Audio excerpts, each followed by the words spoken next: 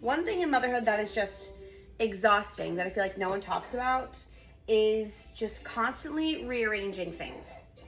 Like in my mind, in the calendar, on the to-do lists.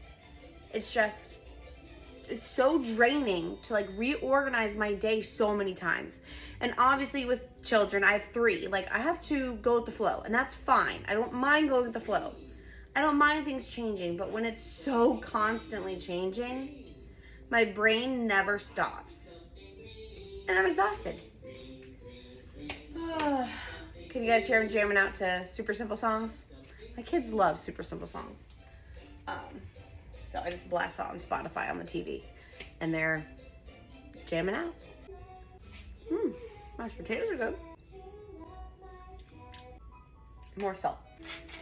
My teddy bear has 4 paws. My teddy bear